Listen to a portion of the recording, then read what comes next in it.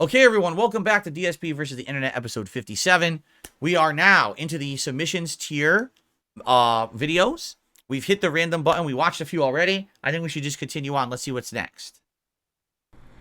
Hey guys, it is now July here in Raleigh, North Carolina, and my Over a year ago. Okay. Comprehensive guide to installing window film. Oh, I know what this is.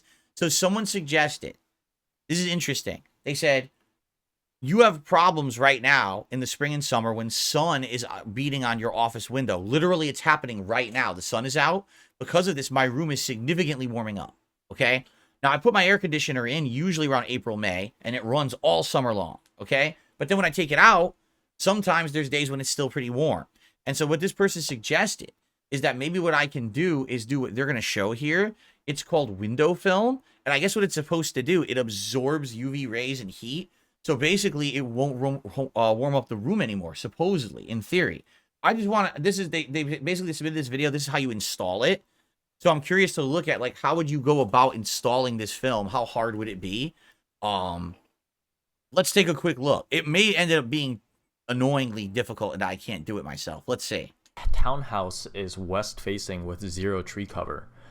This means that sunlight beats down on all of the windows in front of my house for over 8 hours a day. That's exactly the situation that I have right here. The sun starts probably around noonish, and it's till around, I'd say, maybe 5 to 6, and then it goes away. So it gets hot in this office because of that. And my air conditioning system is now having trouble keeping the temperatures down in some rooms when it's over 90 degrees and sunny outside.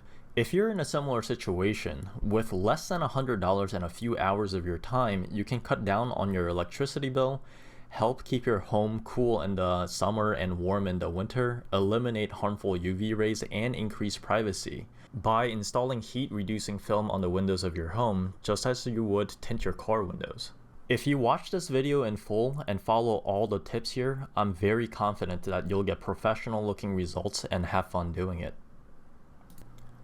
So you think you're going to buy everything that you're going to need. Yeah. Of course, you'll want some window film. I recommend Gila, which is the most well-known brand of window film. This product can be found on Amazon. Please use the provided links below in the description to support this channel, or they can be found in Home Depot or Lowe's. I decided to go with Heat Control Titanium, which cuts the heat by 72% and UV rays by 99%, but it shouldn't make my windows look like mirrors from the outside. Gila has several types of film in terms of appearance, benefits, and sizes, so please do your own research on what's right for you.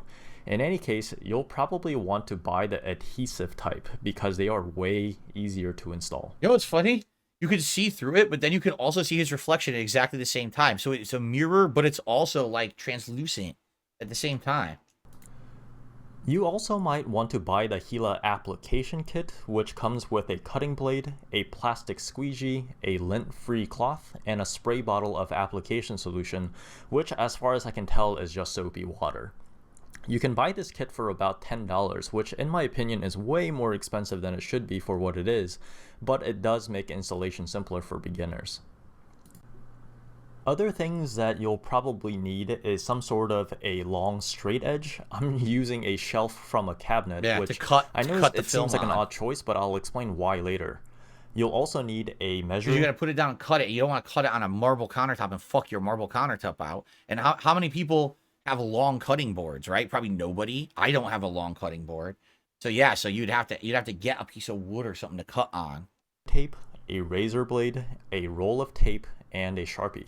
That's it. By the way, I'll also mention a couple of other things here. You will need a large, flat, clean surface to work from. Do not work from the floor, and certainly not the carpet, since you'll get a bunch of dirt or lint on the film.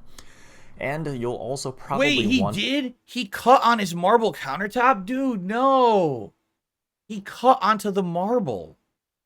Onto his expensive marble. Don't do that. I thought he was going to put the film on top of the wood and cut into the wood. Cut onto his marble countertop. Oh, man. I feel terrible for this guy. Dude, he's probably had cut marks on his fucking countertop now. All these long cut marks from fucking cutting this film. Oh, man. You can't do that. No. Oh. Demolition Daddy's, maybe it's fake marble. Maybe it is. See, I have real marble. Nah, that looks like real. If you look at the background, look at the top of the video. You see the counter in the back? That looks like real marble. I think it's a real marble countertop. So anyway, I guess what he's going to say you do is you put it down. You got to cut the right side because you got to measure. You got to cut. I think you got to clean the shit out of the window.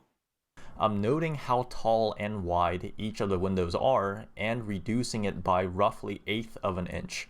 I want to see, like, how does he prepare? He's just cutting the film.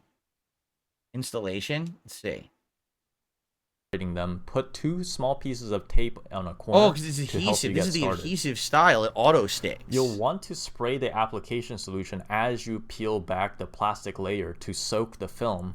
And this also helps weigh the film down on the table so it doesn't roll on you. Please do this slowly and gently. It is very easy to get a crinkle on the film, and if you're not careful, once it has a crease, it will show up on your windows.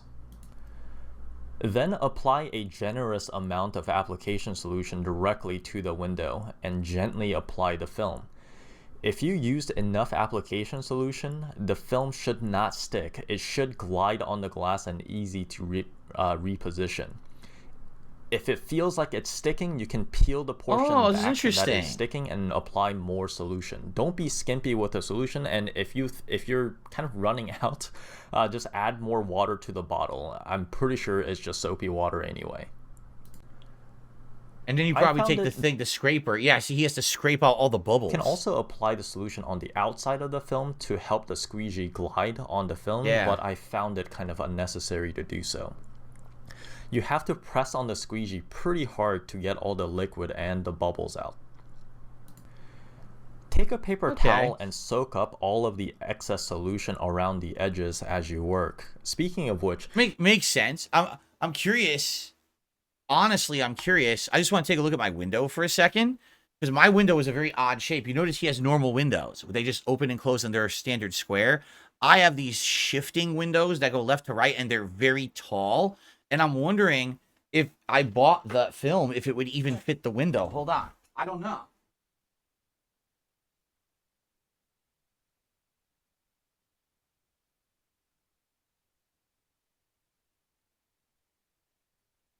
I'm going to have to measure. Awesome.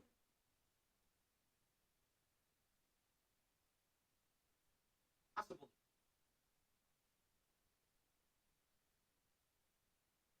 My problem with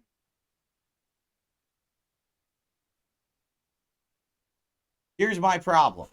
Okay, here's my problem with doing it. My blinds are broken. I can't pull my blinds up. If I do, they won't come down anymore. The whole mechanism that holds the wire snapped and broke. So there's literally no way to lift and then pull my blinds back down again.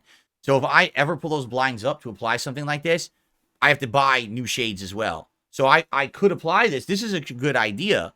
But I would also need to get like new blinds or a shade, like actual curtains for this window. And I'm planning on possibly getting blackout curtains in the future. I think that would be the right way to go. Anyway, whoever did that, thank you. Interesting to learn about that product, and it may be something that I do in this office in the future to stop the heat. Thank you for that. Okay. The internet hates PayPal. Yes, they do. On Consumer Affairs, they've got a 1.3... This is 6 days ago. Yeah, basically, PayPal, everyone hates it now. And I don't know why, because in my opinion, they haven't really changed that much in the years that I've used them. You know, I started using them in 2017 when I became a full-time streamer. They haven't really gotten any worse or anything like that. But I guess for things like, for example, eBay and stuff, people absolutely hate using PayPal now. I don't know why. Let's see. Maybe we'll learn it. 3-star average rating, over 4,500 reviews. It's even worse on Trustpilot, where they've also got a 1.3 star average rating, but over 28,000 reviews. You can also find dozens of Reddit threads, YouTube videos, and tens of thousands of angry comments all across social media. As such, it's safe to say that literally millions of people have been rooting for PayPal's demise for quite some time. Wonder why? What happened? It seems that day is finally here, as PayPal is getting destroyed. After the 2021 top, PayPal crashed 73%, which is not that surprising given that much of big tech fell similar amounts. But since then, most of big tech has not only recovered, but they've gone on to Nah, but he's looking at Nvidia, and Nvidia is the exception to the rule because of AI. So this is not representative. He's showing the best tech company right now. scorching new highs. Just take a look at Nvidia, for example. PayPal, however, has not only not recovered, but they've sunk even further despite the overall market setting new highs day after day. In fact, PayPal is almost back to their IPO price of about $35. If you account for inflation, their IPO price was actually closer to $45, so a $60 PayPal stock is not that far off. A similar story could be said about their fundamentals as well. They've been stagnating and even bleeding active accounts for a few years now. Also, their net income peaked back in early 2021, which is 3 years ago at this point. They've even had a negative quarter since then in Q2 of 2022, where they lost over $300 million. But it gets even worse. You see, PayPal is not just a monopolistic, anti-consumer payment platform with high fees. It seems that they're becoming an authoritarian payment platform who will do anything to maximize profits and push forward their agenda. So, what happened to PayPal, and is this finally the end for the hated company? No, they're not going to go out of business overnight or anything like that. Absolutely not. A lot of people have said to me, well, will I accept other payment methods? I say, well, you could do a super chat, you could do a membership, you could do a gifted membership, or you could pledge to my Patreon. I have other methods besides PayPal. But I guess some people say it's on a Cash App and stuff like that. I've looked into those, and sadly, like, they all have these limits. Like, for example, they'll limit the amount that you can use it in a month to a certain amount, and the limits are very low. So I'm like, I don't even know how anyone could use that kind of stuff for business. Like, I could see, like, I don't know if it was Cash App or Venmo. I looked into one of them, okay? And when I looked into it, basically what happened was, like, it was, like, so low of a limit that you could do. And I was like, how could anyone use this for business? I could see if, like, it's your personal account and your friends or family send you some money. But if you're using it for business, and, like, for me, I'm getting tips every day. I can't have a low cap on what I can receive. So, and they all seem to have that. So, I'm not sure, like, what everyone's using today. Or, you know, does anyone even know? Like, what other payment methods are streamers using besides PayPal today? Because when I started in 2017 as a streamer, PayPal was the big one, right? Like, everything has PayPal integration still. But I wouldn't be opposed to using another one in the future if PayPal had tons of issues or whatever. You know what I'm saying? Like, I would be curious. I'd be very curious to see what people are doing today. No, HoboX, it was for receiving. It was definitely for receiving money. It wasn't just sending money. It was receiving money. That there were big limits on it. Like, you could only use a certain amount in a certain month, and then you'd hit a cutoff. And then, you know, and it was like, oh, I guess you can, like, specifically apply to have those limits, you know, changed, but it's not a guarantee that you're going to hit them and stuff. And it's like, well, then how am I going to operate my business? Right? I don't remember what the limits were. I just remember they were way low compared to PayPal. I looked into this like a year or two ago because I was curious if anything ever happened to PayPal, you know, what would I do for tips? And none of the options looked good. All the alternative companies just didn't. They either had, like, really high fees. I've seen that, like, really, really high fees, or just limits on how much you could use them in a month. So either one I didn't like. But then again, if anyone knows what other streamers, content creators use, I'd be open to looking into it if someone can give me some suggestions. Okay. Anyway, so what happened to PayPal? I think the best way to really understand what's wrong with PayPal and why the company is doing so bad is to take a closer look at what consumers are complaining about. Right. Fortunately for us, there's plenty of data that we can pull from. It seems that users generally have 3 overarching concerns when it comes to PayPal, starting with non-existent customer service. I'm not even exaggerating it. There are literally thousands of 1-star reviews knocking on PayPal's customer service, and they usually go something like this. Greedy, incompetent, and zero interest in providing decent, honest customer service. What a disgusting company. Shite company, shite customer service. Bunch of weasels. Please don't use these crooks. No customer service. It's honestly baffling why a multi-deca-billion-dollar company... What's funny is when I started with PayPal years ago, they had customer service. I was able to reach out and talk to a human about my account, and they helped me a bunch. Now, here's what they said. I work in customer service, and all I can do is explain how it works. any judgments on your account based on like a dispute, like someone charges back something, is totally handled by people across the planet, and you can never speak to them. All you can do is give them your information. Like, let's say someone gave me a tip and then they charged it back, and I said, well, that's bullshit, that's fraud, I'm going to dispute that chargeback. I would put all my information in to dispute it, send off my dispute, and then it's in their hands. Literally never do I speak to a human about it, nor do I answer any further questions. It's just, that's it. And I remember when these first started happening many years ago, I called PayPal and spoke to an actual human. And the human said, well, here's how our system works. We can't help you with the system. All we can tell you is how it actually works. And hopefully they rule in your favor or whatever with their judgments. And I was like, wow, who is this esoteric mystic body somewhere on the planet that makes these rulings about, you know, payments being sent on PayPal? I'm curious who the hell takes care of that, right? I don't know. Company is incapable of providing decent customer service. The only reason that comes to mind is that they just don't care. They basically just want to be a payment processor, collect their fee, and move on, similar to Visa or MasterCard. But the only reason that works for them is because all the card issuers that use Visa and MasterCard provide a consumer-oriented support and service themselves. With PayPal, however, they are the end consumer platform, yet they don't care to provide any of the support or service that comes along with that. Moving on to the second major concern, we have scammers. Totally disgusted with PayPal.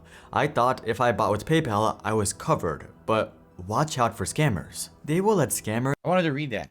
They don't even deserve a 1-star review. They're dishonest. They allow transactions to be taken out of your bank account without your permission. If you tell them that there's a transaction being taken out of your account through PayPal, and if you want it to be canceled, they refuse to do so. They will let scammers and fraudulent transactions happen on your account through your bank account. Don't trust PayPal. And fraudulent transactions happen on your account through your bank account. Don't trust PayPal. Scammed by PayPal. My account breached 3 times. I did everything they asked to secure the account. They paid me back 2 of the scams.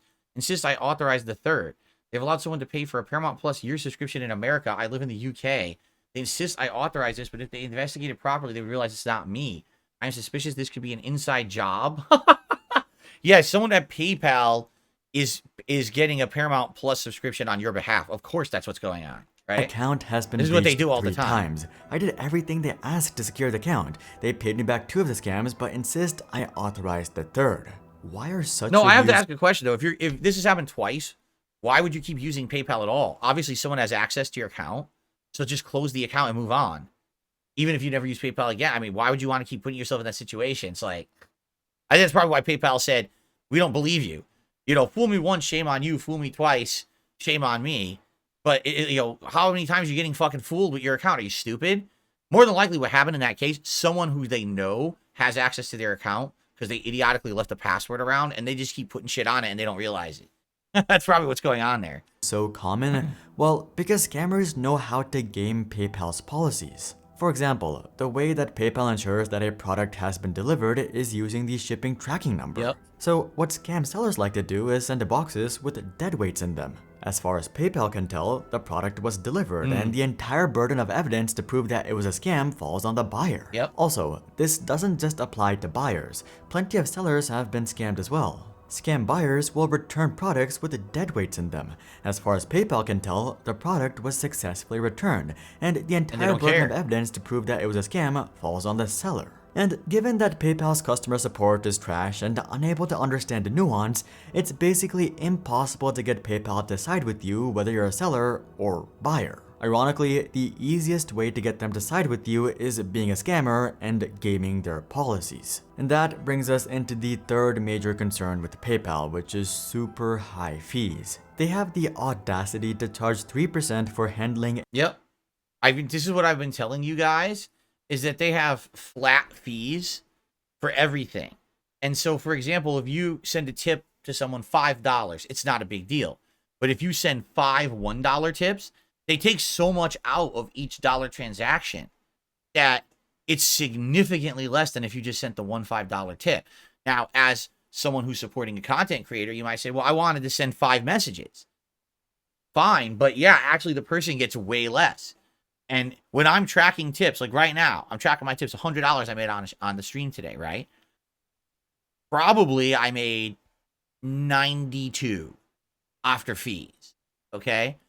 But if that was all sent with dollars, it probably would have been like 80.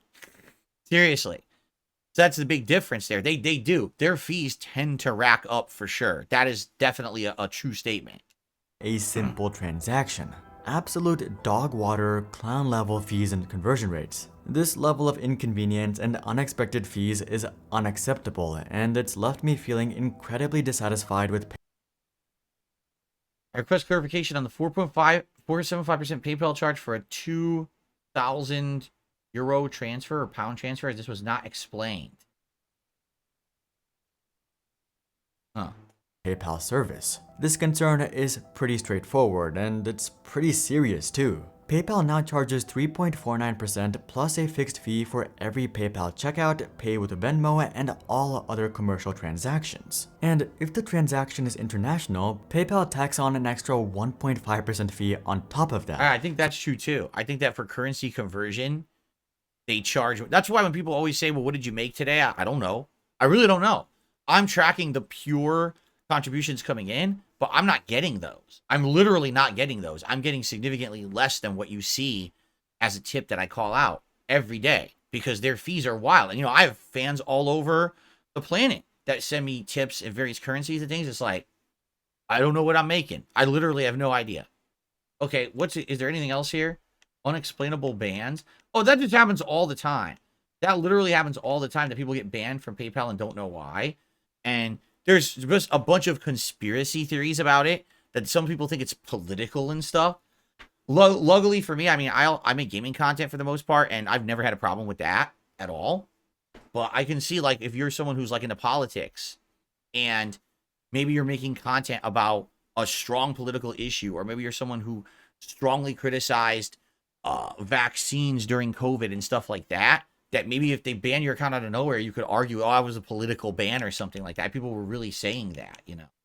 So anyway, hey, guys, if anyone has a suggestion for a PayPal replacement in the future, I would be open to that. I would need to know because, like I said, when I did my research about a year or two ago, it didn't seem like anything was going to work because of the limits that they put on stuff. But maybe things have changed. Let me know what other streamers use, okay? Metal Ball Studios. Ocean depth comparison. Okay, we'll probably watch this and then we'll split the part. Well, let's see ocean depth comparisons.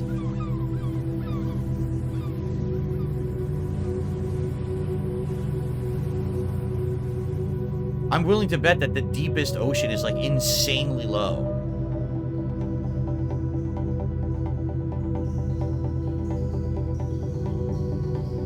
What is the Euro Tunnel? I don't know what that is. The Euro Tunnel?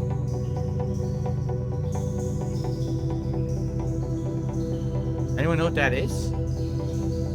The shipwreck of the RMS Lusitania.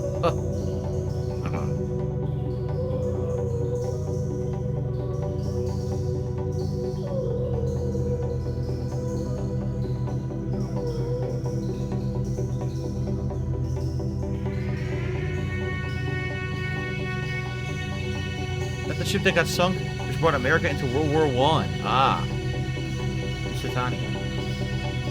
A Sycan tunnel? See, I wonder what these tunnels are.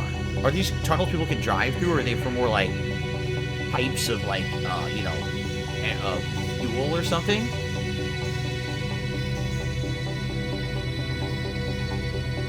The deepest scuba dive ever. Ahmed Gabber. It's the under-ocean tunnel that goes between England and France. Can you drive on it?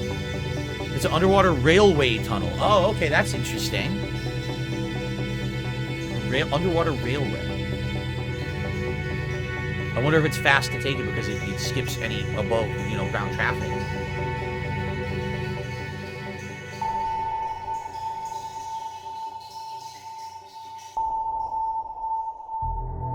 A giant tower. They're saying these are not really underwater. They're saying that's how tall these towers are, and if they were to be underwater, you know, this is how deep it would be. The deepest oil platform. Interesting, because they're drilling into the earth. Arctic Ocean, way down there. The Black Sea. Wonder where these are located. I wish they would have said where they are. Like, I don't know where the Arctic. I was the Arctic was in the Arctic. Like, where's the Black Sea located? I don't know. There's the Mediterranean. The deepest submarine cable ever. Taipei. There's a lake that's deeper than the freaking Mediterranean Sea. Holy shit. Norwegian Sea. Damn, see, some of these seas go way deep. And if we've never been down there, how do we know what's down there, right? There could be all kinds of life and stuff down there that we don't even understand. The Coral Sea.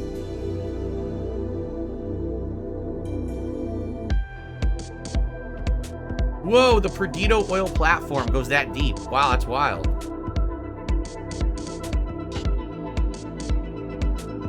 The Bay of Bengal.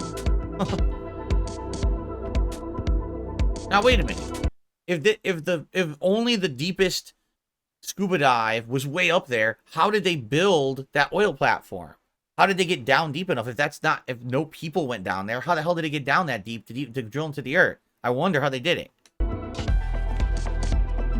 The Red Sea, the Timor Sea, the Southern Ocean.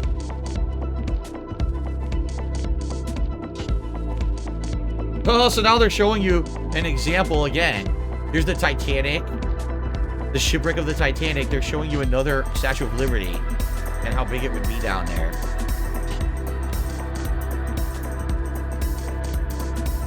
Jeez, there's the Pacific Ocean. So the Atlantic Ocean is not as deep as the Pacific. Okay. The Bay of Bengal.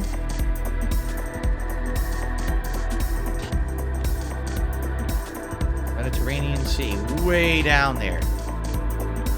Arctic Ocean is the deep. What's the deepest?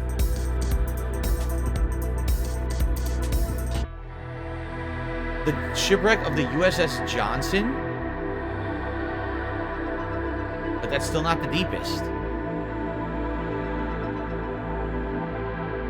Southern Ocean, Indian Ocean, Caribbean Sea. My God, so deep. What I mean, can you imagine? So here's the maximum Atlantic Ocean. There's the Coral Sea. Mount Everest from the surface, if it were upside down.